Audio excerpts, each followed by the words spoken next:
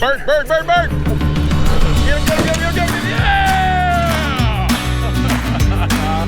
Ron Babe was right.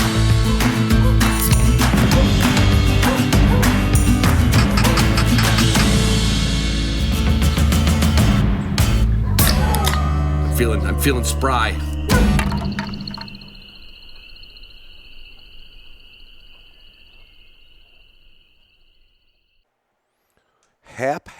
Happy New Year.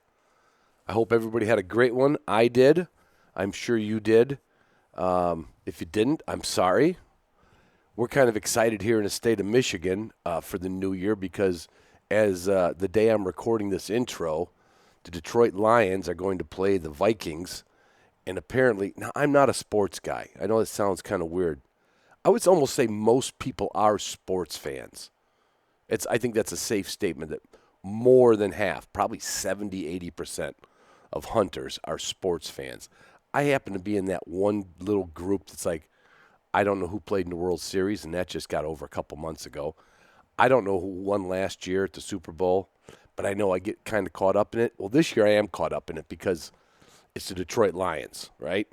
And it's a big game, but I'm not a sports guy. I'm just not a sports guy, but I'm gonna root for him. For all my Michigan friends that listen to this show, I am rooting for you. That's like Lisa and Pete and Trent and Heather. I'm rooting for you, but I want them to just kick ass and take names, Kind of like Onyx, the title sponsor of this show, kicked ass and take names when it came to mapping, adventure, finding properties, finding trails, finding birds, finding deer, finding elk. The only thing you can't find, because we're talking about sports and I got into a rabbit hole, thank God Onyx doesn't have bowling alleys and golf courses on it. It's just got what we need. It's got public land, private land. It's got everything you feel like you know where you're going. And I know the old saying is know where you stand. I think we're done with that one. Know where you're going. That should be the new Onyx 2025 saying. Know where you're going with Onyx, right?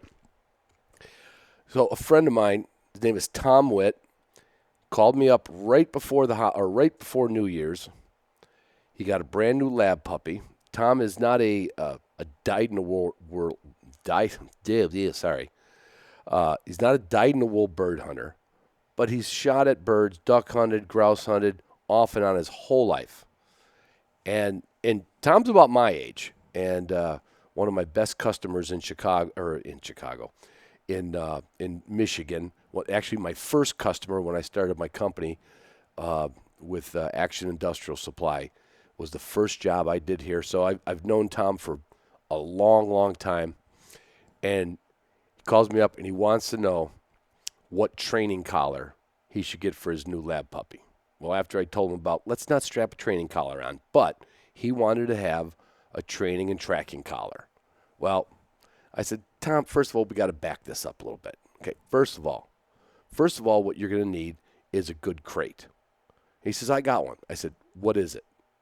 And then when he told me what it was, I said, no, you need a gunner kennel. Because when it comes to crate training a puppy, you don't want that puppy to feel like they can move the door or budge the wall, or you want them to feel like, oh, I guess the door's closed and I guess it's not my turn to bang on it or chew on it or pull it open or try to fight it. So I said, you need yourself a gunner kennel. Now, in your case, Tom, you're fortunate because you've known me for 40 years. I'm going to gift you, while that puppy's young, I'm going to gift you a small gunner kennel. And then when that puppy gets a little older, I'm going to gift you a intermediate gunner kennel. Now, depending on how big this lab gets, I told him then you're going to buy yourself the only 5-star crash-rated kennel on the market. This is going to be his home, his sanctuary, his safety net. And then you're going to get, Gunner just came out with a top rack that goes on the top of the kennel. Think about it. Kennels, historically, there's nothing you can do at the top of them. You put something on there, you get down the road, and it's going to shake off, right? I made the first prototype of this probably 6 years ago. I did not make it to try to sell it. I just made it for my own use. I called Addison up, and lo and behold, they have a top rack now. A top rack that lines right up with the handle holes. You can put your food, you can put your gear, your collars, you can put dead birds up there. You can do whatever you want with it. I told him, Tom, that's what you're going to get. I'm going to loan you your first 2 gunner kennels. And then you're going to buy, it's either going to be the intermediate or it's going to be the large. You know, some labs are really big. They're probably big boned. And I'm going to help you through this whole thing. And now I'm going to address your question, Tom, of he wanted a tracking and training collar. Well, there is only one tracking and training collar. Well, there's only one really top-notch dog. You know, it's Garmin. Let's be honest, okay? There's others. They work. The buttons work. The electricity works. But there's only one Garmin. I said, you want the Garmin 550 Plus. You got a Labrador. You're not going to be tracking him out. You don't need to look at the screen and see if he's 800 yards away from you. But you don't want to lose him. You want to see where you've been. You want to see where you're going. And I said, you get the Garmin 550 Plus. And then, boy, he thought I was giving him a lecture. Like I'm giving kind of like you guys a commercial lecture. I said, you're going to go to W Supply to get that. Because if something rare should happen, if you dropped it and it stayed in the pond for a week and it wouldn't work, or you lost the collar antenna, you want to go to W Supply to buy that collar, because once you buy something from W Supply, you're part of their family. They are service-oriented for everything you need for your dog. And Tom says, oh, Ron, this is so much help. He says, any other ideas? I said, absolutely. Absolutely. As this dog gets older and you start exercising it, I want you to look at the Canine Athlete line of products for your dog. From probiotics, in case he's got a little sensitive tummy, to new dog when he gets to be old, hydrate and recover when you're running him, and we're working him this summer and this spring and summer. He says, my God, Ron, you're a plethora of help. I said, Tom, what are you shooting this year? He says, well, I got an old pump gun. I think I got an old 870. I said, no. Let's get you started in 2025 with a Mossberg. He likes an autoloader. He has a pump. He wants an autoloader. I said, get the 948 from Mossberg. I've got one. They gave it to me this year. Shot the crap out of it, and it works like a charm. And if you ever, I'll tell you why I like that gun. It reminds me of my first autoloader. It's simple. It doesn't jam. It's gas operated. It doesn't kick. It doesn't kick. It kicks a little teeny bit. But it loads easy. It doesn't double chuck the shells. I said, get yourself a new Mossberg. He says, all right, Ron, I called you for advice about a training collar. I guess I'm going to take you up on it.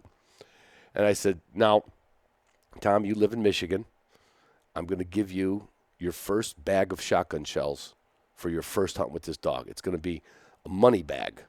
It's going to be a money bag from Boss, depending on, what he's going to go hunting for. I'm going to set him up because, Boss gives me a certain amount of shells. And I do give them away to people because I don't shoot them all. I'm trying to be the Johnny Appleseed of shotgun shells for them. So I said, I'm going to set you up. And then in the future, you are going to get a hold of Boss, and you are going to realize why their most popular products are sold in a case of 200 or 250 or whatever, depends on the gauge. And you get the money bag. The money bag is the key. I have fought over the years putting shells in door pockets in my truck, putting them in coffee cans, food bowls. I don't take them out of my vest, and the next time I'm shooting a different gauge. The money bags are, not only do they make the best non-toxic shell on the best idea. Now, I am not a Shanty Irish unorganized shotgun shell owner. I've got 5 different bags in a milk crate in the back of my truck. Pull it out, open up the string, there's the shells. Get done with the hunt, put them back in there, go to the 16 gauge. Same thing. So I said, you're going to need to get some Boss shot shells and some money bags. I said, what are you going to feed the dog, Tom? He said, Purina. That's what I fed all my dogs. I said, that was an easy one. Didn't have to sell you on that. And I said, now that you're going to be hunting again, and I'm glad that you're going to be hunting again, he's also got a really great piece of property that he tells me up north has quite a few grouse on it, so I'm going to sneak in up there. I said, you're going to need some kitchen equipment. You're going to do a little food prep. You're not just going to drop stuff off. And he's a deer hunter sometimes.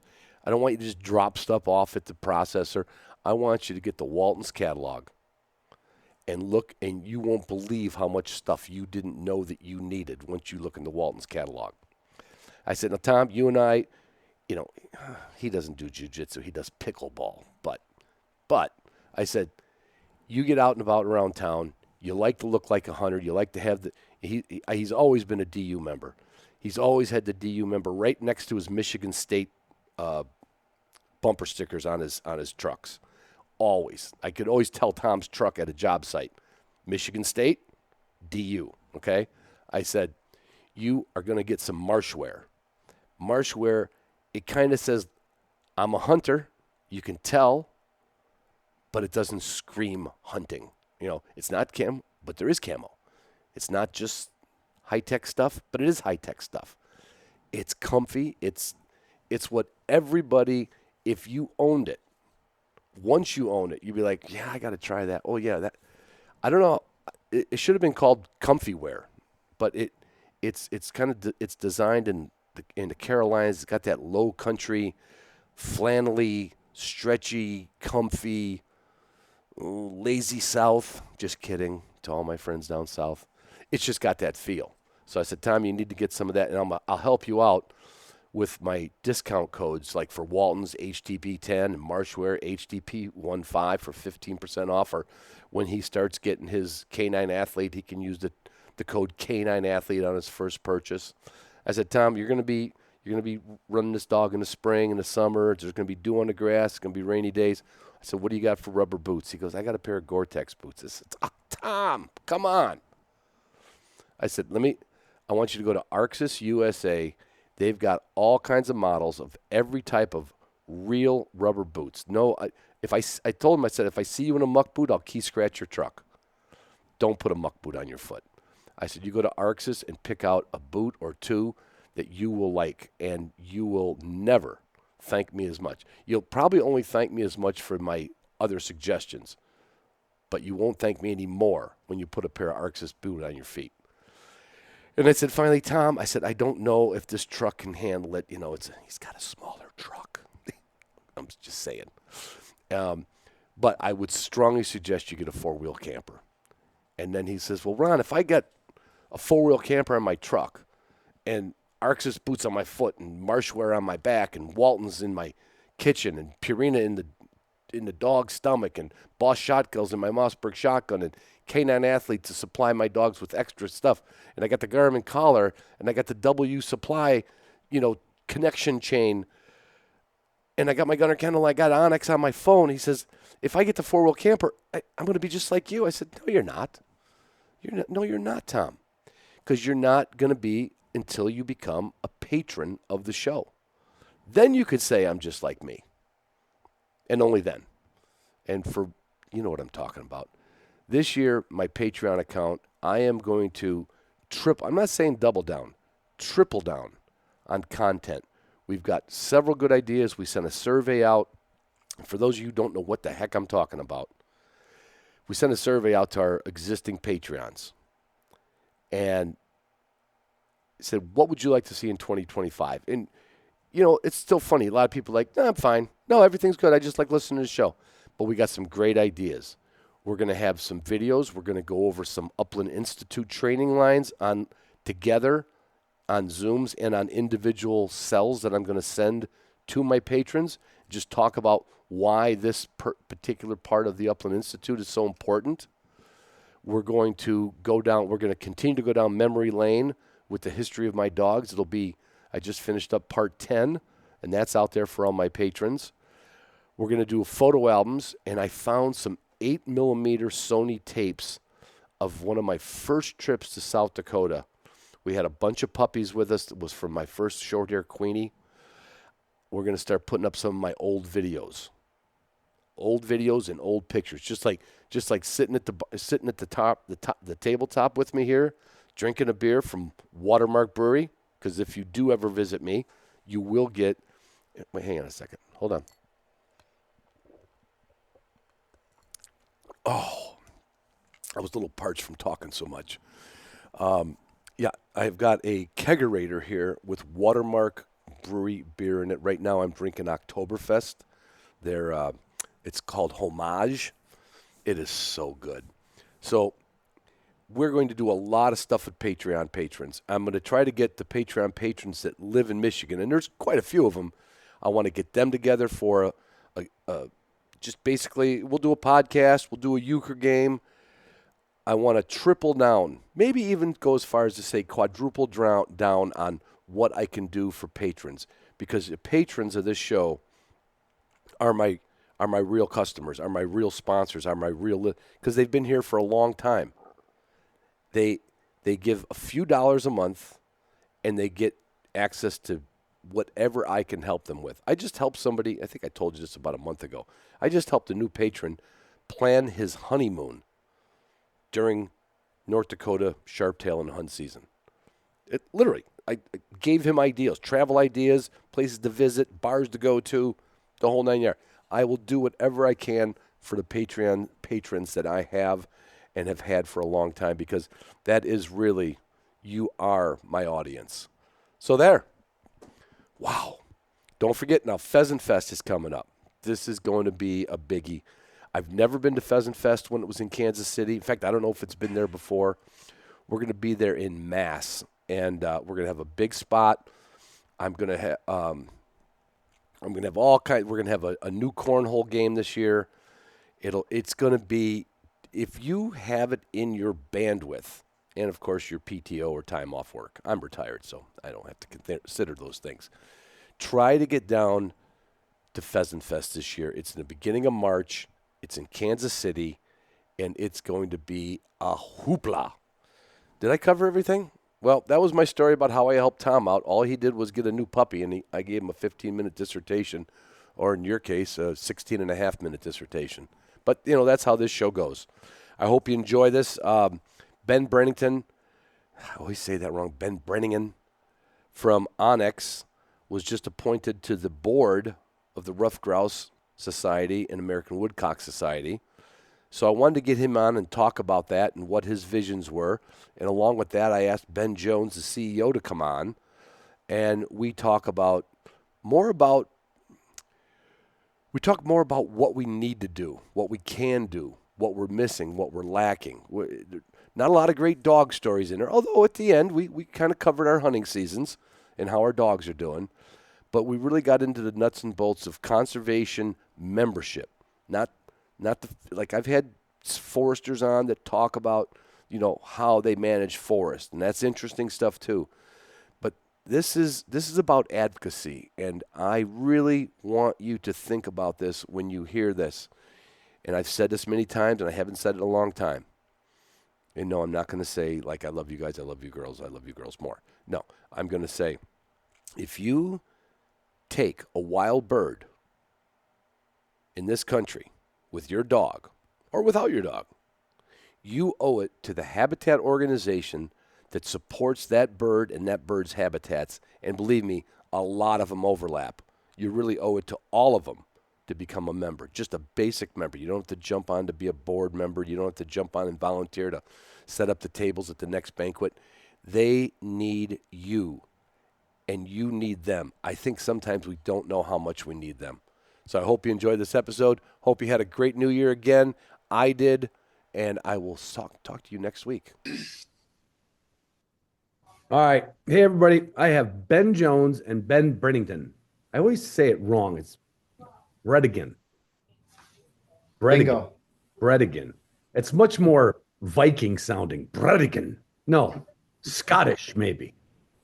But anyway, everybody would probably know after all these years that Ben works for OnX Hunt. That's the title sponsor of this show. But that's not why he's on here today. And Ben Jones is the CEO of the Ruffed Grouse Society and American Woodcock Society. Now, this is a news flash. Ben B kind of works for Ben J a little bit. So, yeah. Oh, Ben J. Oh, is that how the? All right, somebody started off. How does this? Because I didn't hear anybody else talk about this, and then I saw an Instagram ad about Ben Nice. becoming a board member. So Ben Jones, take it away from that.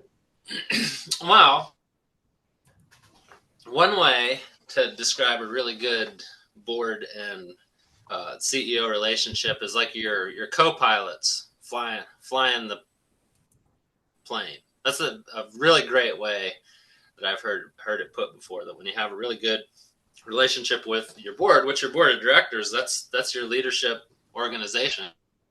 And right now we've got, oh man, I'm going to say 14 or 15 active board members right now. And that's your leadership group that ultimately your CEO does answer to.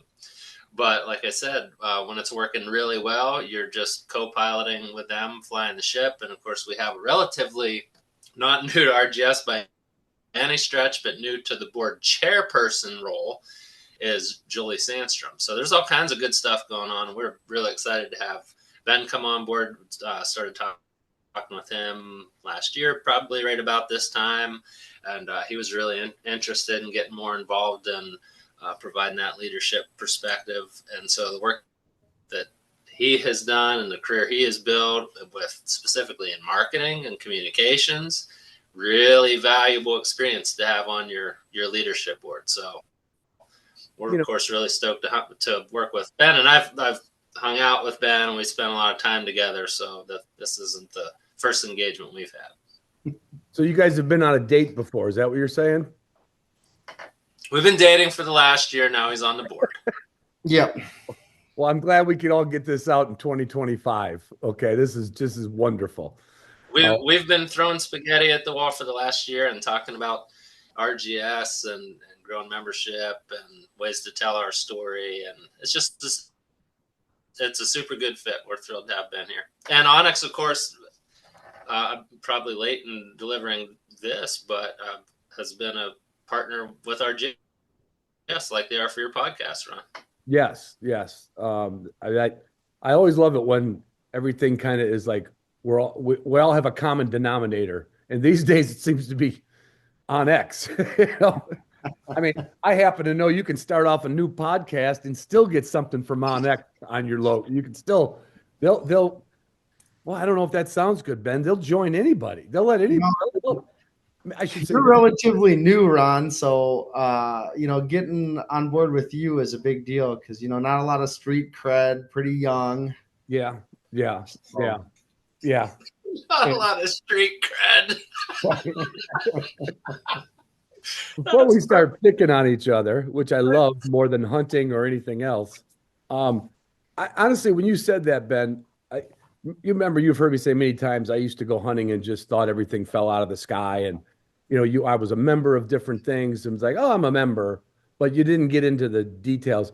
Like, if you'd asked me what a board does, I would have said, I don't know, they donate more money and they go to a couple meetings. Like so whether it's DU, PF, Rocky Mountain, it really comes from the board and then down to the executive councils kind of. How does it really work?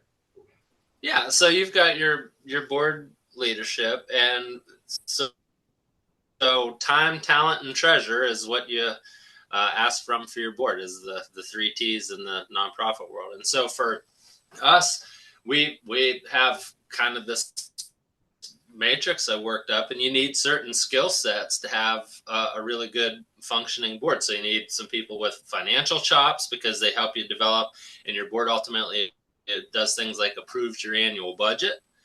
So you need some finance chops. It's always good to have some experience in legal counsel on your board too. It's kind of your go-to leadership bank for all those things you need. And so as we're thinking about building committees within our board, having a marketing communications committee or certainly some expertise in that area is really key for us. We're looking actually actively looking right now for some long-time executive experience in forest industry. So your board is just these people who have led various parts of your business that I can lean on as the CEO for advice and to share ideas and to help me lead RGS and AWS. So the talent part of the time, talent, and treasure is really important. And Ben, of course, in our business is filling a huge role.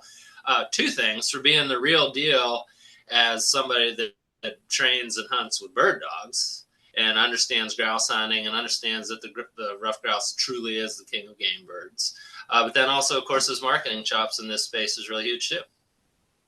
So I call them my board too, and I don't think they would be offended at that. But my board is a group of people that I can approach at any time for leadership and to strategize with and brainstorm ideas. And then they also have these kind of fiduciary functions like approving your budget and always look at staffing, organizational structure with them. So your board's really important. So you're saying 10 years ago when I started this podcast, I should have had a board developed? Is that would that have shot me? Would that have shot me to thousands and thousands? I mean, God, I didn't know how that worked. It's amazing. I could have had a board.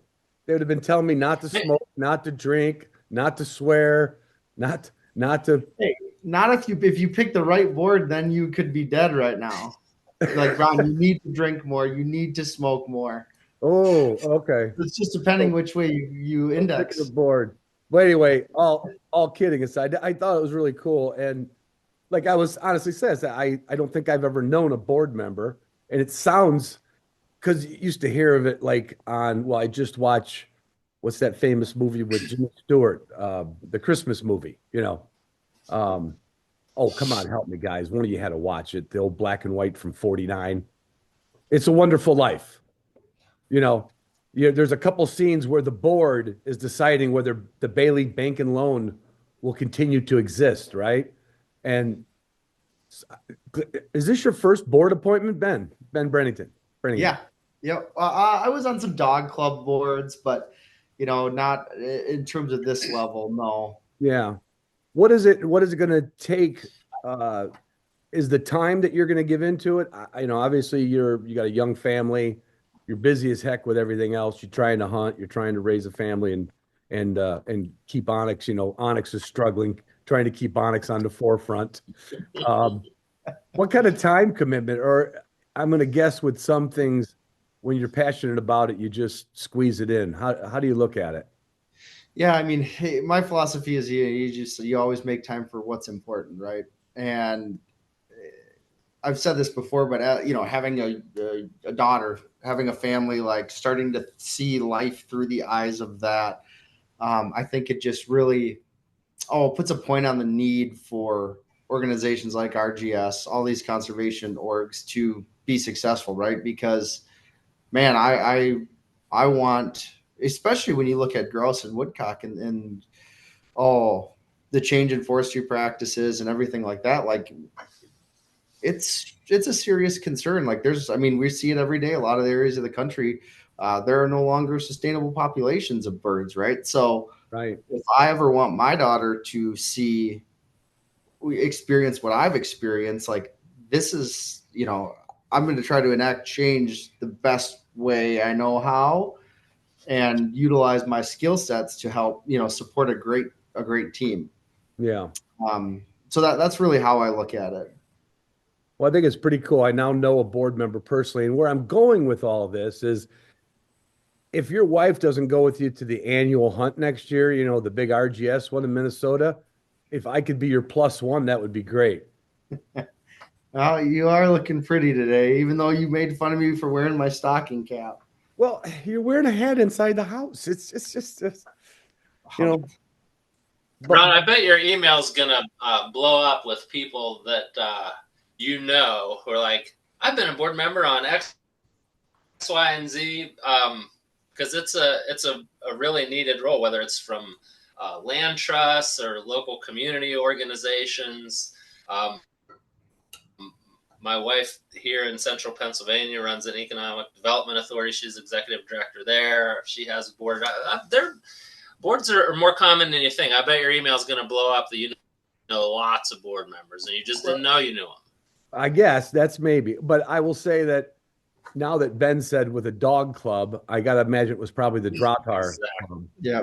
And when I was with the Bronco, I do remember he said, "Do you want to be a board member?" I'm like, "Oh," you know. But that club never really got off the ground, you know. Um, and it wasn't from a lack of my input. They just didn't like my input. And I did give them my input. But Ben, for a board member, do you go to them and ask them for ideas, or do they just come to you and say they have an idea or a proposal, or how does that work? Or does the board just get together in secrecy and then tell Ben and the group how they're doing? Which one of us are you asking? Yeah. I asked Ben Jones. I can give you an example of a discussion, and like I said, Ben and I have been talking for a long time about RGS and what we do, but we were talking earlier today, and just thinking about where I really come to with my board directors is, like I said, that it's this great bank of experience and professional experience in different areas.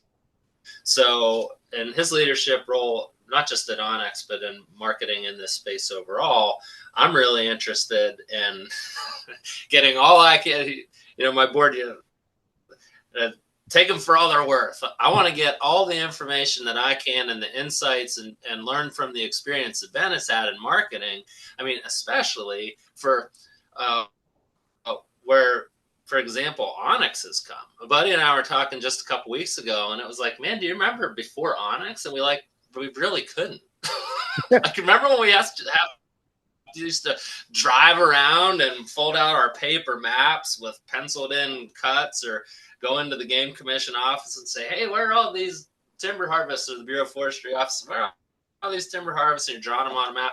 I can barely even remember what that was like. But as good a product as Onyx is, it has grown like it has because of a good marketing strategy and a good communication strategy. So for me to have someone like Ben, who's been part of that on our board, I'm going to him and saying, let's get together, let's look at our strategic marketing plan, and let's think about areas where we can really hit on that thing, and where he thinks, or where his experience has shown that it's been a big return and things that'll really work.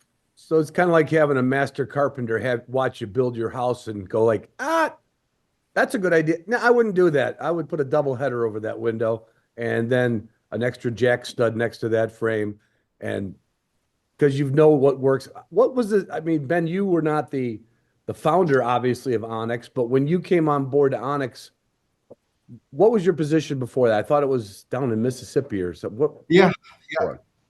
Yes, I worked for Vista Outdoor, product lane for them. It was Primos, Bushnell, Gold Tip, Bee Stinger. So a number of different brands. I was the brand manager. I produced the executive producer of the TV show down there. So, I mean, since I've graduated from college, got out of school, kind of I've focused my career around marketing. So, so I've got to see a lot of different facets from, magazines, TV, brand, hard and soft goods, software. So it's fun to just kind of glean those, take little pieces from here and there and be able to, string it together to help companies grow. Were you sought out by Onyx, or did you seek Onyx out? No, I actually, funny enough, one of the gentlemen that worked there was the first remote employee, if I'm correct. He actually lived like 10 miles from me in Mississippi. Oh, really? Yeah. What are the odds? A Montana company, there was a guy in Mississippi. So I met him at a trade show, actually, at the National Wild Turkey Federation convention. And he's like, oh, we got a Midwest role. And I happen to be from the Midwest. So, and that was during COVID. So it was crazy. And it took a few months, but ended up. Did you want to get back to Minnesota and you're deep down, or were you okay? Did you? No, I mean, my wife and I loved Mississippi, but there's no place like home, right? And being close to bird country and the Northwoods was definitely a driving factor. Now, Ben, you wandered down south, but aren't you from Pennsylvania originally also? No, I am from Pennsylvania originally. Yeah, I was in southwestern Mississippi for a bit, and then East Tennessee and western North Carolina before over about 8 or 9 years in the South, I made it back home too.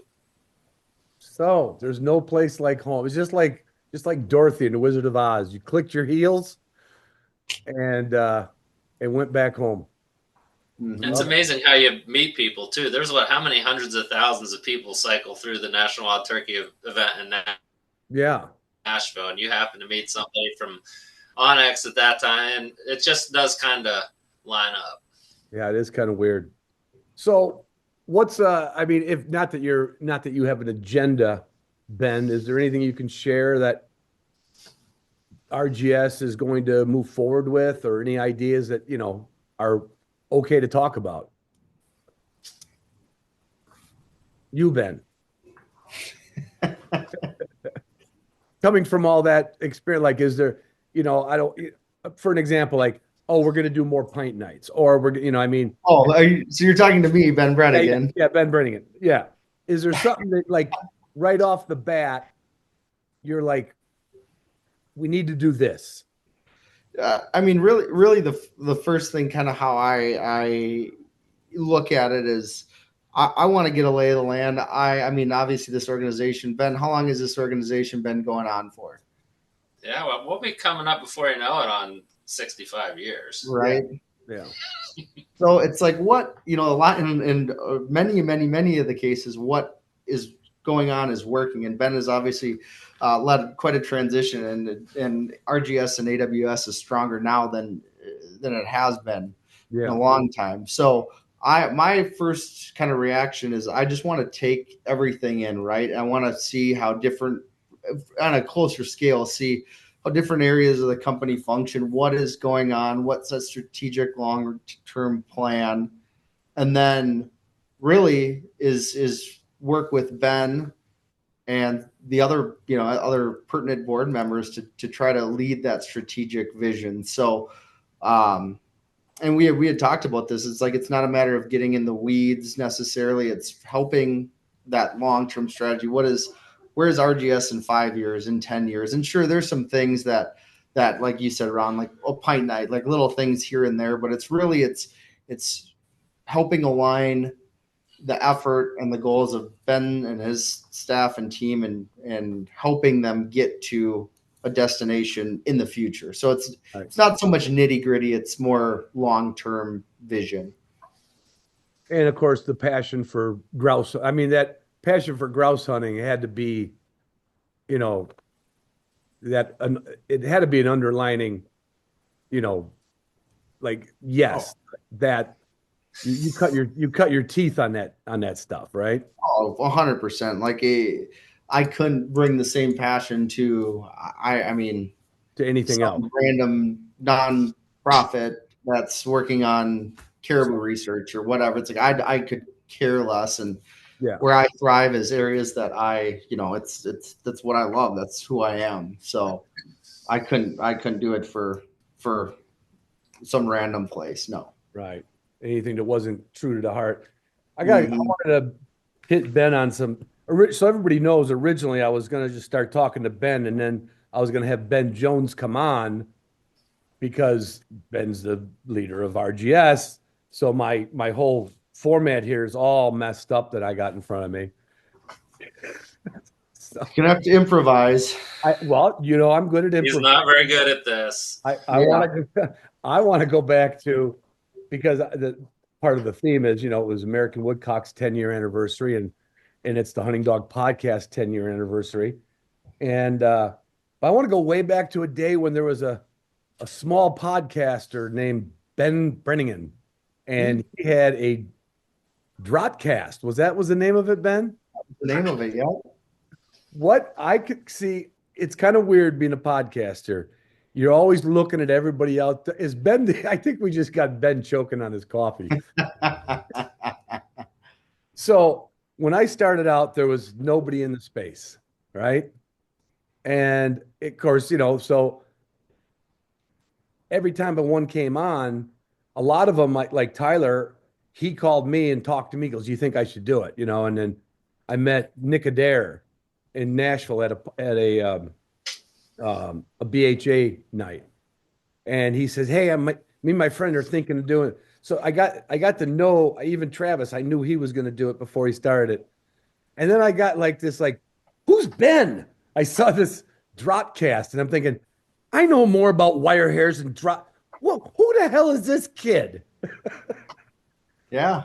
What uh what made you do that? Like that was probably 7 years ago, 8 years ago. Yeah, it was like 16, something like Well, that was that. just a year after maybe I started then. 17, something like that. Yeah. What what made you do that? So the German system, the JGHV, the VDD, Hmm. I mean, it is inherently a very German organization, right? Yeah, And it is, I mean, I can't imagine doing it before the days of the internet. It would be absolutely ridiculously hard to navigate with all right. the acronyms. All the forms were largely in German, Hmm. and all the, it's like there were very little literature. As I kind of did more with the club, like that got better, but I just wanted to really provide a resource for people to help understand, especially the testing system, um, and understand how they can help their dog succeed in it, how to understand it, how to fill out forms, for example. So that was kind of really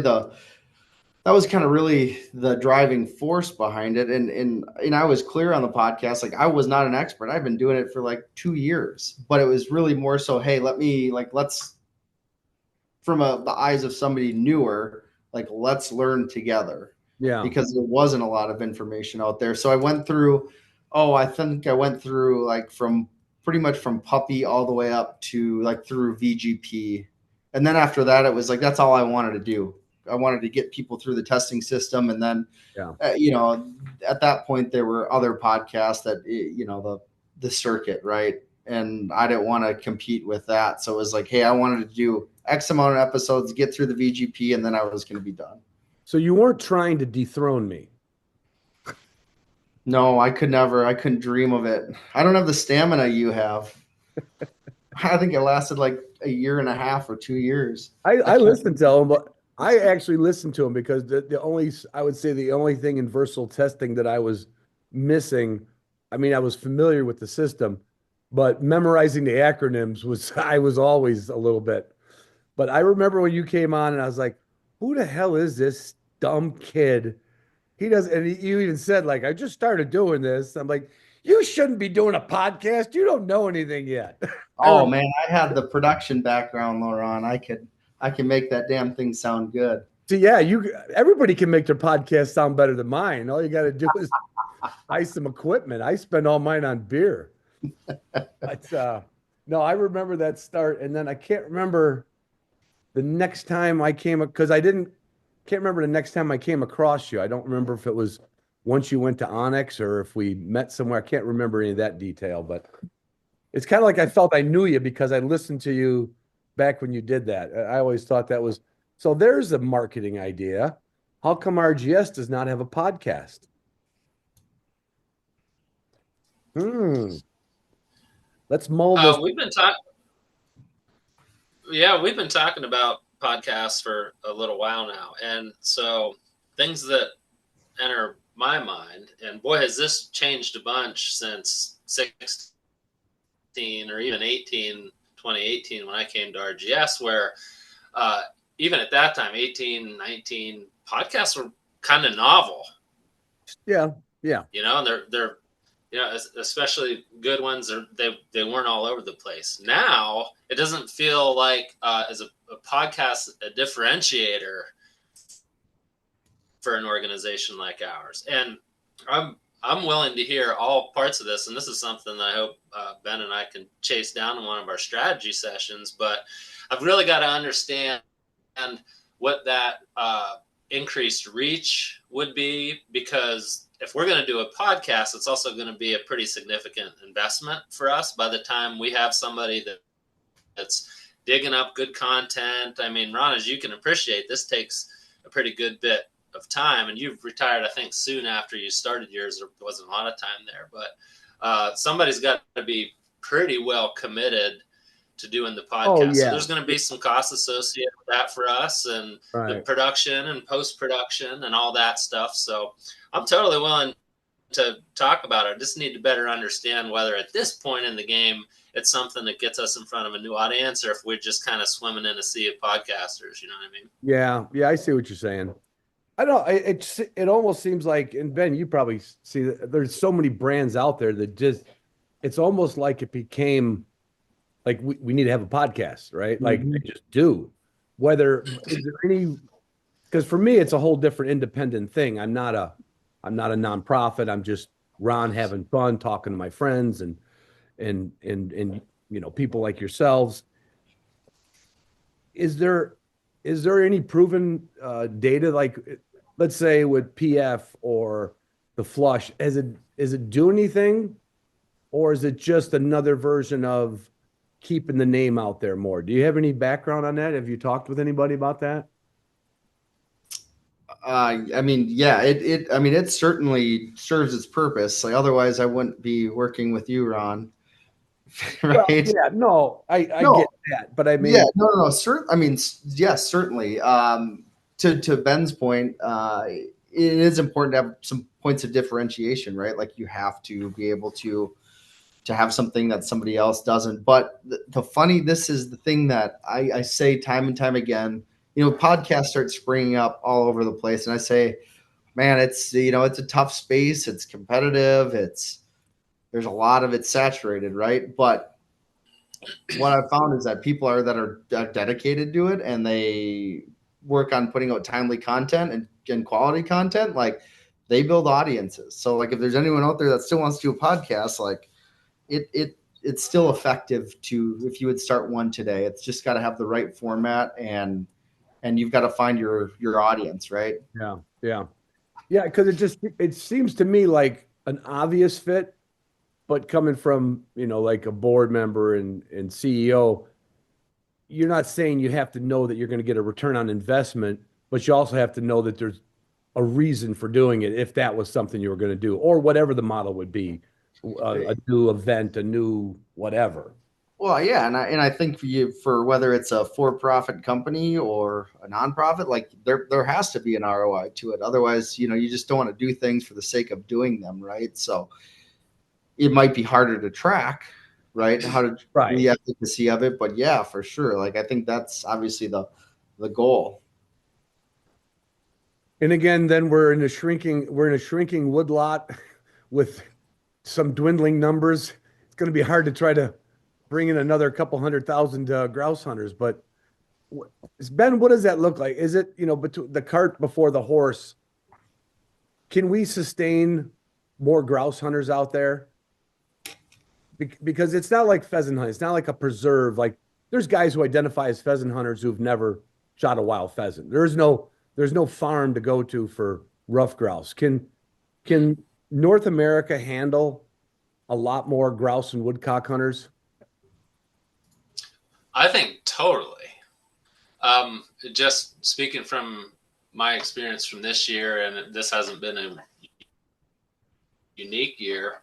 I'm hunting almost all public lands, and man, maybe I could. I definitely could count on one hand the number of times this year where I pulled into a place and there was a truck with kennels there. If it happened to me at all this year.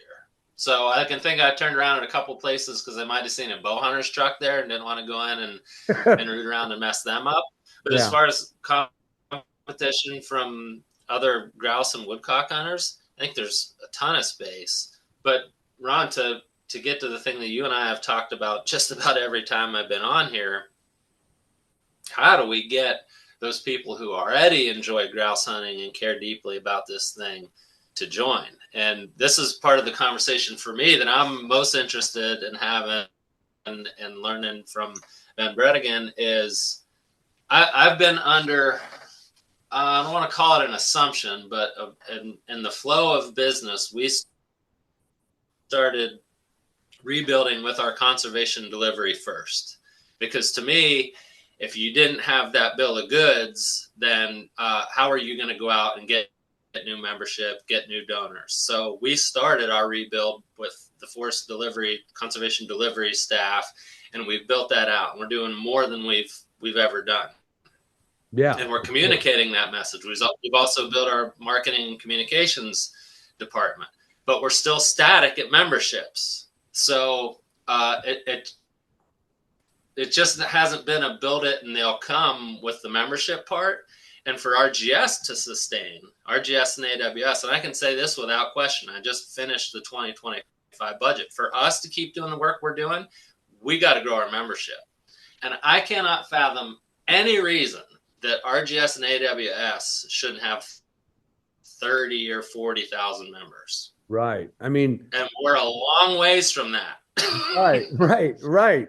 And this goes like, I know this just turned into like, I don't want to say a podcast discussion, but Ben, I know Ben Jones probably wasn't as much into the listening to podcasts as he was into starting a career with RGS. But Ben, you've had your finger on the pulse of the media and the podcasters, right? You remember the Upchucker podcast? Oh yeah, with Travis. Yeah. Right. And I remember when that came out, and I was like, who the hell hunts chuckers?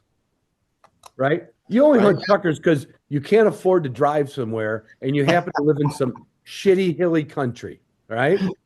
Like it wasn't. Now think about it. All you hear about is people, they want the physical challenge and the beauty of chucker hunting because that's all they talk about. They don't talk about how many birds they get, right? Except this year, maybe. Well, this year, yes, I have heard some people, but yeah, that's a boom and bust thing. You could spend a lot of hours chucker hunting for, a calorie deficit hunt, right? Oh yeah. And the difficulty and it's like, now I'm not saying Travis made it sexy, but I know as many people now, friends of mine that were just same page as me, like, I'm not going out that far. It's almost like they're a mecca. They're calling them.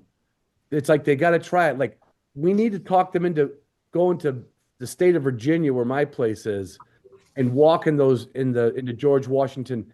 I'm telling you what, it's a lot beautiful. It's a much nicer walk, and it's just as steep if you want steep, right?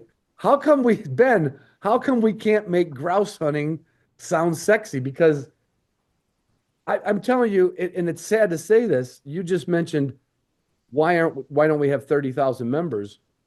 If some group decided to have Tuckers Unlimited, oh. I somehow feel that they would like just grow. Yeah, I mean, there's the Chucker Chaser Foundation that's out there. Is it's not online with an RGS or is that? I mean, it's a smaller foundation that caters to chucker hunters, but obviously chucker hunting in general is significantly smaller. I think like Minnesota alone, there's 70,000 grouse hunters. Michigan's got like 80,000 grouse hunters. So obviously it's a significantly larger population than chucker hunters, just in two states alone. And if we don't have the sexy, I don't know who does. There have been books, there's fine artwork, there's literature, there are guns, there are breeds of dogs that came from the king of game birds, the ruffed grouse. So I don't think this is, again, there just has to be some link with on the marketing side and how we're talking about what we do, because there's that really rich history and culture and heritage, and now the challenge part. I mean, grouse and woodcock have it all. So I feel like there's just not much of a dial to turn to get where we need to be.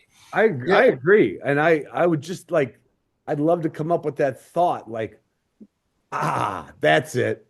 That's what, because, and we say this every time, if that many hunters in Michigan, in Minnesota could join RGS would be a fat cat, right? I mean, and we've got New York, we've got Maine, you've got New Hampshire, you've got the Southern Appalachia. Like, what do we got to do to rally it up? I'm telling you, I'll do whatever I can do, but I'm glad Ben's on board. I think that was great. I think it's it'll be some nights lost sleep probably at night when Ben's thinking about what we need to do. But um, I'm kind of excited. Ben, what do you attribute the lack Ben B? I'm going to go Ben B, Ben J. And, You've been grouse hunting for many years, right? What do you attribute? And this is kind of like scolding my listeners who grouse hunt and don't join. What do you attribute a lack of members per capita? Or is it the same as as a DU or a PF? It's just that they have that many more, and it's still it should never be 1 or 2%, though. It just shouldn't be. Do you have any idea? If you had, yeah, I mean, that's a great question. It's just obviously there's been a transition, like Ben was alluding to, with the business model, and we had this conversation today. Like, a lot of it was based on grouse research, and it's like there's a tremendous amount of grouse research in there. It's like we know that healthy forests will promote good grouse habitats, barring a few other things, right?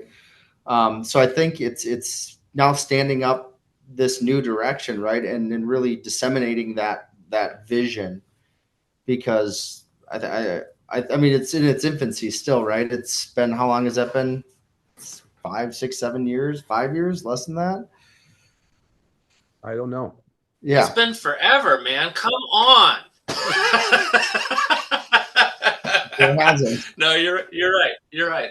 On the relative scope and scale, for sure. And in between that too, kind of we're in the middle of a kind of a generational transition too, where just in 2020, 2021, we had a whole bunch of new people come into the culture of grouse and woodcock hunting through dogs, and so that's all new, and it's it is an entirely different audience. And Ben will tell you, anything with marketing communications is identifying your audience. So this is where it can be a challenge to make sure that you're giving credence to your long history and your steeped tradition of 65 years, but also being cutting edge and realizing you're talking to an entirely new audience, but still being absolutely darn sure that you're still also talking to your audience. That I've got,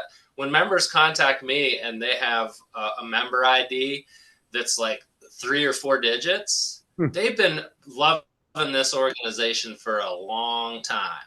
And so we can't lose sight of that too. Right. Yeah, that's 100% right. It's interesting, right? Because at a lot of these organizations started off, it was the banquet model, right? That was DU, that was PF, that was damn near every single one of them, right? No. And as we transition demographics, there is definitely a large subset of people that still really enjoy that, and that's fantastic. I enjoy it too, but as you look towards the future, younger generations, it's not as much of a driving factor. And what I think it comes down to in a lot of the cases is community, right? You're building a community. It's just how you put that together, and what, is it banquets? Is it you getting together for some sort of service work, different trains, and it's just how you kind of stitch that together and build that community, what framework you put on it.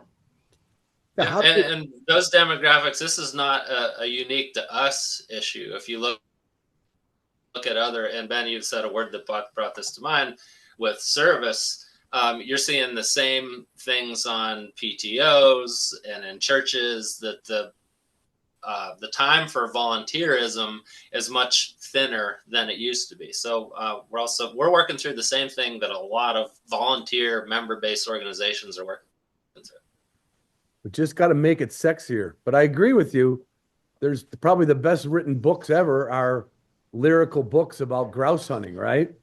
And like, I don't know of a good lyrical book on pheasant hunting. There's probably one out there, but I just don't know who it is, right? you brought up a good point, like the chucker comparison, Ron, because it's like, Yeah. I mean, from the outside looking in, yes, grouse hunting is should be sexy, but grouse hunting is a damn knockdown drag out if you're doing it right. Well, so it's climbing up a shale mountain. Oh, exactly. That's what I was saying. The comparisons there. It's like, Yeah. you know, people wax about grouse hunting, and then when you're in the thick of it and you're just getting the shit beat out of you, and your dog's bleeding and you're getting whacked in the face, it's like, yeah, there's times where it's not that fun, but like, I don't know, there's something about that where, I don't know, walking in a, you know, a foot tall grass field, it's like there's not a whole lot of suffrage. No. But it's an interesting. I know people that forgot their Need hunting to pay. boots in North Dakota and they didn't go buy a pair. They just wore their gym shoes. Yeah. So I don't know. I love the idea. I would love to see whatever could be done. I'm glad, like I said, I'm glad you're on board. If you guys ever need anything from me too, I love throwing things at walls and seeing what'll stick, because I just know there should be more. And I've never got over the fact that such a small population of people who can, and I used to say it on my podcast, if you take a wild bird from this country, you owe it to the organization that supports that bird for at least a membership. You don't have to volunteer to put on a banquet. You don't have to volunteer to even go plant trees. But if you take that bird from the wild, least you could do is appreciate the one group that's fighting for you. Yeah. Getting that message out there. I don't know why it's such a struggle, but we're not going to give up on it, Ben. Ben. Hey, Ronnie, speaking of which, and for that membership, right, we're not asking a lot, and every member isn't going to be, like the super volunteer that's going and mobilizing at their state capital and, going full on all the time. Those members are incredibly important, and we love it when we can get them. But at the very least, I mean, have you guys seen your new issue of Covers? This thing is packed. I Right here. love it. When this hit my mailbox this year, I was just all over with our staff on this magazine. Does such a nice job of conveying the work that we do and the love of this bird and the love of our dogs, that like if you're out at a Christmas party and each of our board members, we're going to send them a box of these, that if you're going to coffee or going to lunch or a holiday party or whatever, take one of these with you. And when you say you're on the RGS and AWS board, or you say I'm a member of RGS and AWS, and somebody says, what do they do? Just slide that magazine across the table and say, check this out. Yeah. So for your $35, at the very least, you're going to get something really nice to look at 4 times a year with some great stories and great content. Our team does an amazing job with it. They do. They really do. And it's one of the few that I will pretty much read. I mean, not just flip through it. And I flip through. I mean, I get them from everybody just because, I have an address and they send them to me.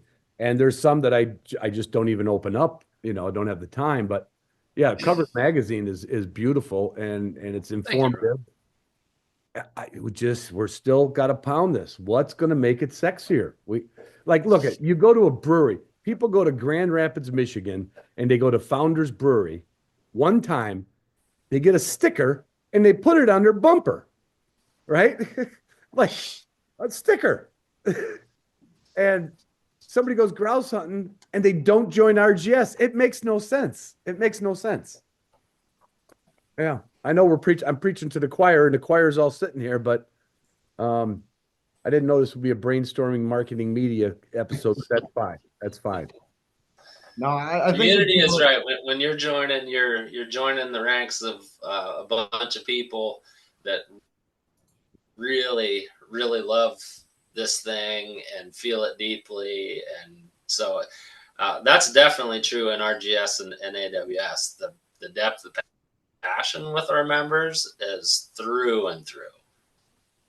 Maybe it's this, Ben. Maybe it's harder to develop a good grouse dog than anything else. And people well, yeah, it is. It's like, not only is it challenging and you get sticks. I remember going through a brush, or not a brush pile, some thorn apples, and something swatted back, and that damn needle literally went in my ear. Like I never felt pain like that in my life. It actually just barely poked my inside of my ear.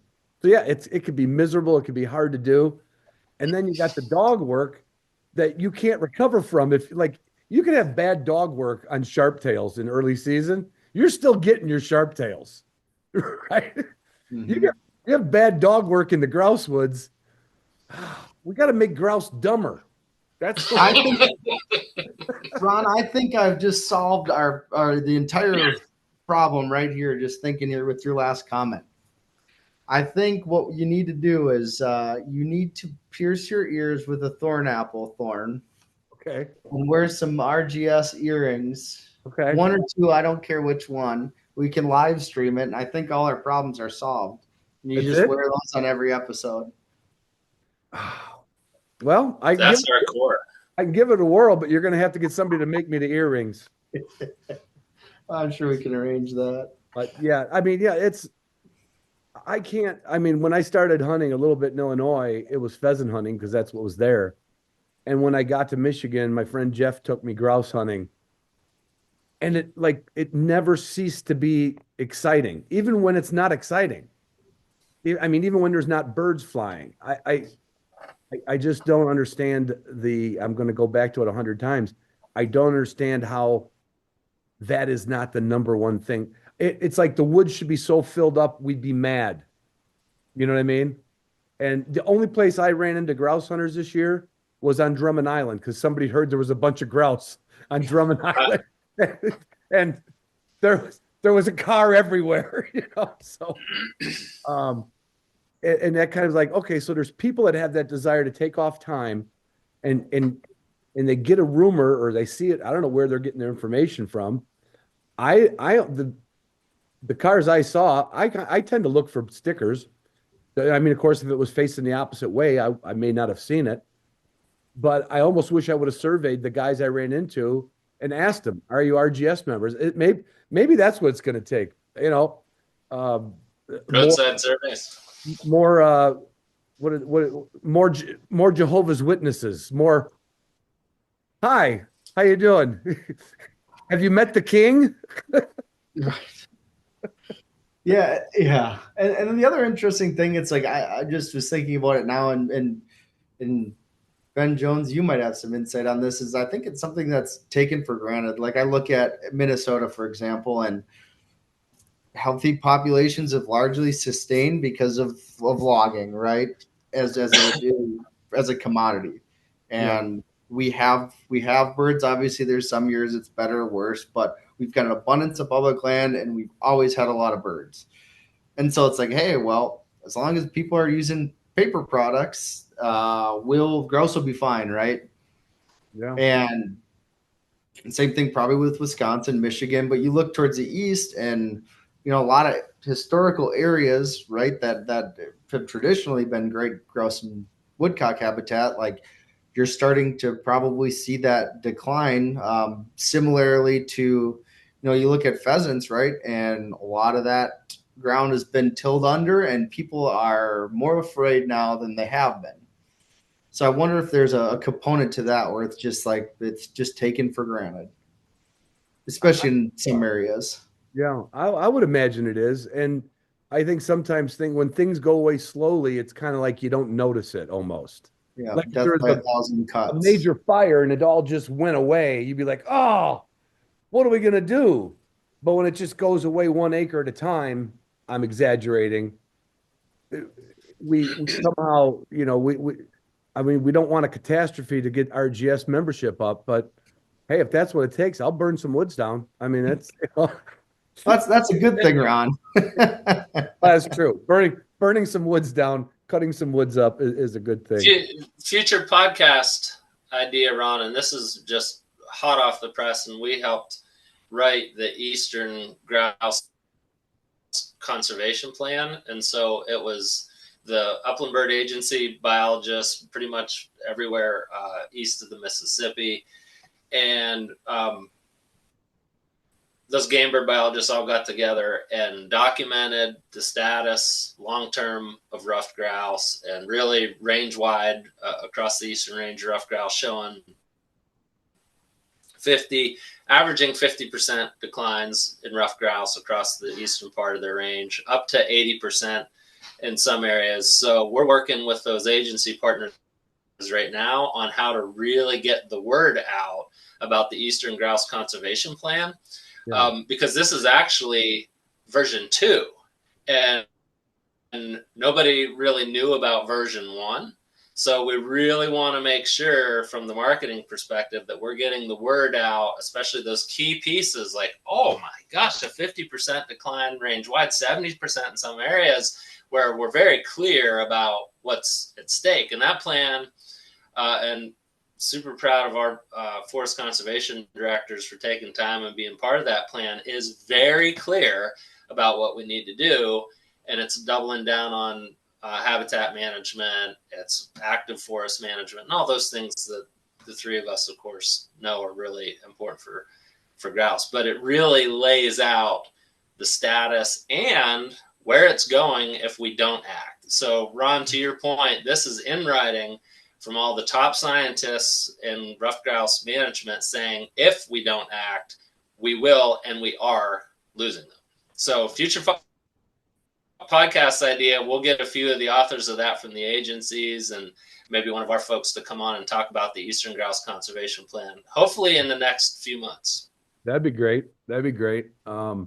Yeah, because, whether it's going to be awareness that does it, passion that does it, or whatever, something, we can't take your foot off the gas, Yep. Oh, we won't. You've been a bit of a precipice right here now in terms of, like I said, Minnesota 70,000, Wisconsin 100,000, Michigan 80,000. Right, there's a ton of grouse hunters in those states, but as we start losing the birds, I mean, look what happened to southern quail. Right, you lose the birds. Even in Texas, still to this day, during boom years, you've got a lot more quail hunters within the state. Bust years, you hardly have any.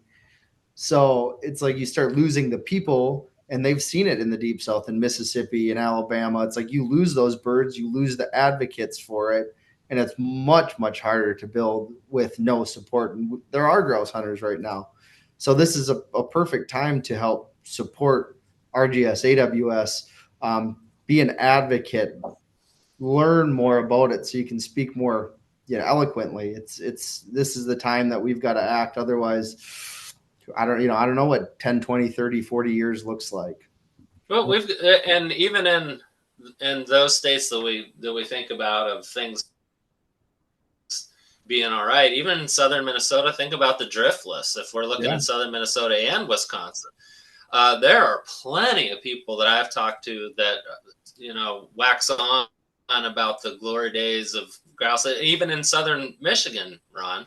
Our chapters in southern Michigan at this point are pretty much concentrating on woodcock habitat stuff because the grouse numbers, even in a state like Michigan and in southern Michigan, aren't like they used to be. Southern Minnesota, southern Wisconsin, too. Southern Pennsylvania, for that matter. Yeah. Point. Damn it. We'll get it. We're close. It's one click somewhere.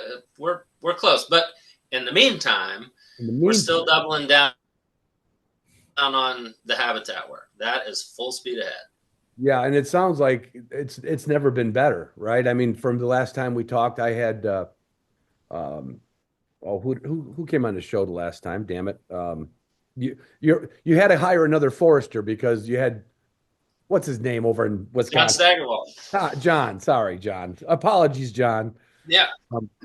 I mean, so the habitat work's never been stronger, really, in the history of RGS, because when RGS started, I'm being a little sarcastic, there was still plenty of grouse around, so to speak, right? I mean, it was not.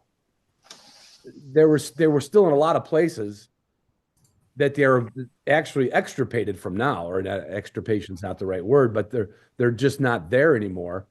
But when RGS started, the grouse hunting was not a hard. When I moved to Michigan, I never shot a grouse in my life, and I had enough opportunities to knock a limit down once in a while. And I didn't really learn how to shoot rough grouse yet. You know what I mean? Well, it was a logical transition over that 65 years. So if you look at 1961 when we were founded, the body of information really wasn't there about rough grouse biology yet. There was some stuff out there, and of course the bump book, which the red book I have on my shelf here, there was base information out there, but we still had a lot to learn in 1961 and through the 70s and 80s about rough grouse biology. And if you look at the work that Gordon Gullion did, even in Minnesota, a lot of that work was just coming to in the early 90s. So it's a logical transition for the Rough Grouse Society to be where we're at, because we took that time, we learned a lot about the science, and we've always hung our hat on utilizing the best science. The science wasn't there. As it grew, now we're really to that point where I always say it all the time, we've got really good science right now. And so where we're focusing on is doing what the science is telling us. And this is why it's really nice to have the Eastern Grouse Working Group document, this Eastern Grouse Conservation Plan, because that is a black and white document of the science telling us exactly what we need to do. So it's been a logical transition along the way. So now we're just really in a full-on implementation phase. Well, that sounds good. I mean, yeah, I know the amount of acres that you guys are touching and putting your fingers on have never been matched before. I mean, that's pretty true, isn't it, Ben? Oh yeah, for sure. And I hope we get back to it. Your 10-year anniversary and the 10-year anniversary of American Woodcock Society. I mean, we're still learning a lot about timber doodles, and a lot of that has been fueled by the Eastern Woodcock Migration Study run out of UMaine. And that's the point of us now putting a forest conservation director where we did, that is focusing on woodcock in the wintering grounds. Right. And their travel corridors on their way down. Yeah. And the blending, like we talked last time about quail forever and American woodcock. Like there's a lot of, what do you call it, cohesive habitat that works for both of those birds. Better believe it. Yeah, pretty cool. So Ben, Ben B, if you could be the ruler of the world for a day and make an edict for grouse hunting and RGS, what would your edict be? Well, everyone has to be a member. There you go. Good answer. That's where okay. How about Michigan, Wisconsin, Minnesota know how many people come to grouse hunt, right? Mm-hmm. When you hear about the Dakotas, they talk about the influx of money into towns, right? All the hotels and the bars and the restaurants. We're going to have to get some politicians in our pockets, but I'm from Chicago and I can handle that part of it. Okay. We need to get some politicians in these three Great Lakes states. When you buy a small game hunting license, you will buy a membership to the Rough Grouse Society. Just make it. I'll talk to the governor. I got Governor, I got Gretchen I got Gretchen's phone number. I'll call Gretchen. Who's going to call Wisconsin? And Ben, you call Minnesota up. I'll just go drive down to the Capitol here. I got to get going before they close up here in an hour. But well, you could do it Monday. I mean, we're not falling off a cliff here. No, I mean, in some states you have to buy a stamp to participate in a certain habitat thing. Like I'm just spitballing. Like, God, there's got to be a way to just. I don't want to say shove it down their throat, but we need to shove it. It's a pill that we need to shove down some people's throats. So Ben Jones, what would you do if you could broad brush? I just made a new edict in this country. Oh, my broad brush would still be the thing that I have the deepest passion for, and what brought me into this field and what ultimately brought me to RGS and AWS is just the ability to manage these areas like we know they should be managed. And so that when you look at, you go to any piece of public ground, there's this diversity of forest age classes. They're actively stewarded. They're managed. There's good access for people so that anybody who wants to go out with their dog, their young dogs, their young kids, somebody new to it, that they always have a super good place to go. That for me it's still the biggest thing, that when you create this habitat and you turn around and then it's awesome to spend your day there, man, that's the deal.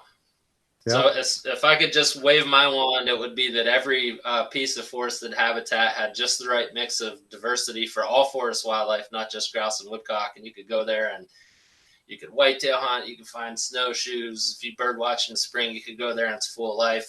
That's it for me.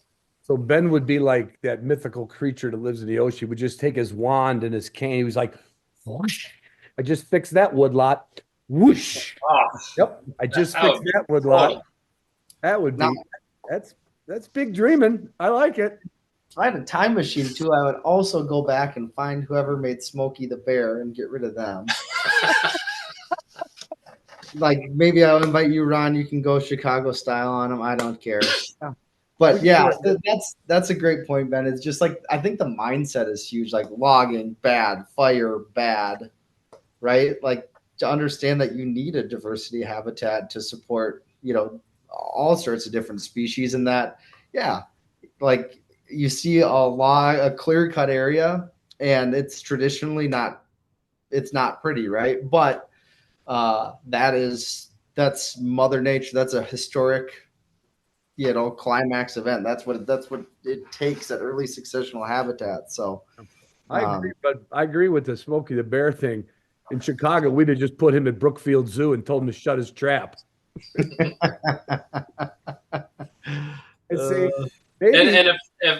if every grouse hunter, they're not going to join RGS and AWS, and that is what it is. But I would ask for every grouse and woodcock hunter, any chance they ever get, to talk about the importance of active forest management, and to talk about how to have a diversity of life and resilience in those habitats, that it's so important for us as humans to be active participants in managing and maintaining and stewarding those habitats. So if step too far to say every grouse hunter just has to join RGS and AWS, but I would say every single grouse hunter does have to be an ambassador for active forest stewardship and management.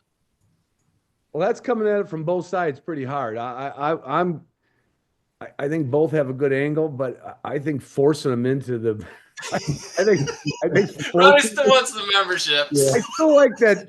In Chicago, you voted for Daley. Damn it! You want to live in Chicago? You voted for Daley. That's it. You want a grouse hunt? You vote for RGS. Damn it! I'm tired of it. I'll take it. You'll take it. Okay, fine. I'm done. I'm off my pedestal. Either that, or we got to get Taylor Swift and Travis Kelce to become grouse hunters.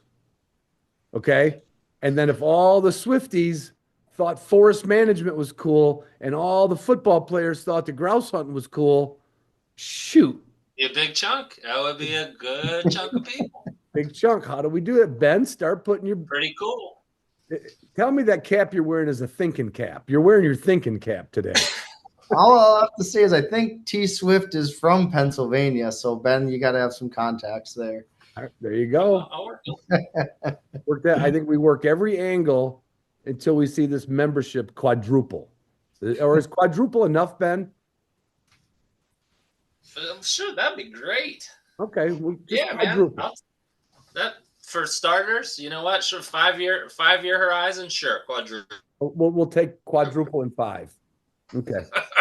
Love it. So, speaking of grouse hunting, and let's just do a little recap. Ben, how was your year, Ben Jones? It was good. We went to Minnesota, as you mentioned earlier, for our National Grouse and Woodcock hunt there out of Grand Rapids, where some of our biggest supporters come in, and we just have a couple of days that's just, first of all, really wonderful to spend around people who long time members, some new members. The camaraderie is amazing. Now, the grouse hunting and the woodcock hunting this year was really interesting because we had temperatures were pushing 80 degrees on the first day of the hunt proper. So the entire discussion around the hunt was how to take care of your dogs. Yeah. And nobody pushed dogs too hard. The last thing we wanted was to see anyone's dogs go down. So it was, reminders about hydrating your dogs, what to look out for. Don't run them too hard. So, I mean, like after 10 o'clock, you couldn't run a dog for more than an hour. I mean, I could see it in my dogs. And it was pushing 80 degrees by the afternoons in northern Minnesota in mid-October. Terrible. And it hadn't rained for 6 weeks prior to that. And there was not a woodcock to be found. And I mean, you can guess, and, a few things make sense. There were no local birds. There were no migrating birds. There were no none woodcock. So our woodcock numbers were down overall at about, I think, somewhere around 30% of what they normally are. Mm-hmm. And I felt like that was a generous number because a few people did find some in pockets, but the woodcock were not there. So in a hunt that usually, and if you have some new hunters, the woodcock are spicing it up through the day. It's tons of fun. And I think the worst day I ever had there was maybe 25 or 30 woodcock points. To have zero was really something. So based on weather conditions. It was extremely hot and extremely dry, and that affected the hunting. Something kind of funny, Ron, you'll appreciate. I stuck around for a couple of days. We had a few members that were around, and the night after the hunt proper ended, it rained, and not a lot, maybe 1/10 of an inch. Mm-hmm. But we went out the next morning, and everything all of a sudden was moist. And I just told the guys I was with, I said, my dog is going to be really sticky here for a while because for the last 10 days, it's like I've had her in the Sahara Desert. She hasn't been able to smell a damn thing. She's going to hit the ground and just go, oh my God, there are birds everywhere. Because she could actually smell them. And it was true. It took her a little while to adjust that all of a sudden she could smell in the woods. Wow. Ben, what did you have your dog, or Ben Jones, did you have your setter with you up there, or did you just go and hunt with other people? I had my 4-year-old setter, and I had a puppy who at that time was 5 going on 6 months. So we had some puppy time too, getting the puppy out. Yeah. How about you, Ben Brenningen? How was grouse? Grouse hunting was, I mean, it was another good year. It was just an interesting year in comparison to last year. And the fact that, last year, obviously the hatch was fantastic around here. We had a ton of young birds, which makes for easier hunting. This year, bird numbers were, I mean, gosh, like I look back at my stats and they are largely the same, less. I didn't shoot as many birds, which is fine, but a lot more adult birds, a lot craftier. And you definitely just older dog that knew the game was it made life a lot easier. Ben's got a puppy. I've got a younger dog and man, you just wish for years with those young birds where they hold well, and it goes a long way for building a grouse dog. But I had some really great hunts, and I had some hunts that I went to new areas and struck out, which is great. So all in all, it was a fantastic grouse year for me. Now, do you still hunt your old drought? You still got 2 droughts or 1 drought? 2 droughts, yeah. Now that had to be 80 degrees. That had to be, I almost say, just too damn hot for a drought. Too hot for a drought. Yeah. Yeah, it was. I think I ran them just short amounts of time in the morning, and otherwise I was running the pointer and setter. Yeah. Yeah. They're just built more for it. For yeah. Yeah. 100%. How big? I'm teasing. Like, if I never get to be your +1 at the national hunt, I'll forgive you. That's fine. They probably can't handle me in a large dose. But how big of an event is this? I actually never been there. Probably haven't read the articles in the magazine about it. How many people show up for that? It's a small hunt. We've got we're really maxed out at about 45 2-person teams. So it's a smaller hunt that for many years has been put on by the Grand Rapids chapter of RGS and AWS, and the chapter's been the backbone of that thing for a long time. And of course, national staff are there and helping too. So it's definitely a smaller hunt with our ability to have good guides and dogs. And most of our guides are volunteers from the local chapter. Other chapter folks actually traveling in too, taking time off work. So it's a really good opportunity to get together with our supporters and the local chapter there in Grand Rapids and other local chapters nearby. But definitely a smaller event. Yeah, I had no idea. I didn't know if it was 20 people, 100 people. I had no clue. No clue. Ben, you still doing some field trialing, right? Mm-hmm. I am, yes. Are the field trial grounds are you still in Minnesota? Is there still a grounds that has grouse and woodcock on it for the trials? Yeah, we do. We run on some public land, hour or so, couple hours. Like Gladwin, it's not closed to hunting? No, unfortunately not. I mean, that is a great blessing that, Michigan has, and there's some places out east as well. But yeah, we run on some state forest land, and it's gotten harder. That's for sure. I would imagine. Yeah, competing interests. People don't necessarily like guys running around through the woods with bells. And granted, this is generally before turkey season, so that's thankfully not an issue. But in the fall, running during hunting season, we run the first week of October, so it's getting harder, right? It's more permits to get, and but we still have a very, very healthy group of people, and actually a growing club. Good.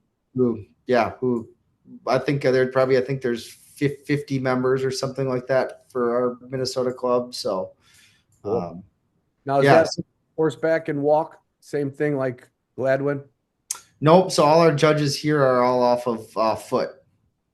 So same thing like the two Wisconsin clubs. There's one out of like the Chippewa Falls area and one up between Danbury and Duluth, Minnesota, and those are all walking judges. Yeah. Obviously, you're running your horse off, or you're running your dog off a foot as well.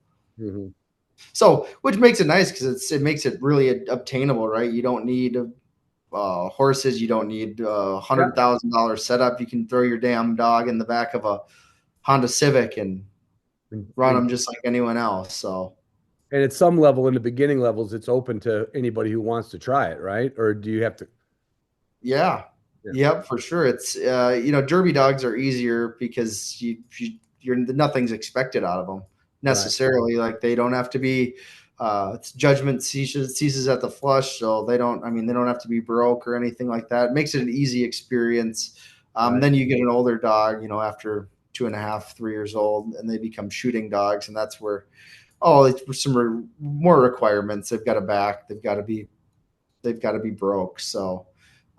But just and I've met people from clubs in the Northeast, and we had the Grand National Grouse Championship here in Wisconsin for the first time. So a lot of guys from the East Coast came over, and just a fantastic group of people who love grouse and they love bird dogs. Were they all RGS members?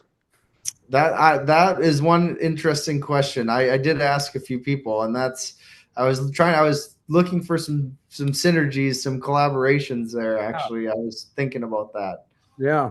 You got to wonder, it would almost be like when I'm scolding people for, not joining an organization, that somebody would be at a grouse trial and not be a member. I would, maybe we start with the forced member. We go back to forced memberships for field trialers. Who knows? Whatever we got to do. Yeah. Well, I'll do whatever I can on my side of things. And if Ben has that, like you said, a guest he wants to come on soon and talk about it, it's I think grouse hunting kept me being a hunter. Later on, I don't live in heavy grouse country. I could always go. I can go 15 minutes away and probably find one. Yeah. But it was that I could go every Saturday and Sunday. I was off work, had a young family. I couldn't take trips out west. The birds were there, the woods were there. And yeah, I don't want to see that. I don't want to see that disappear. And I've said this on it many times when I've had RGS people on.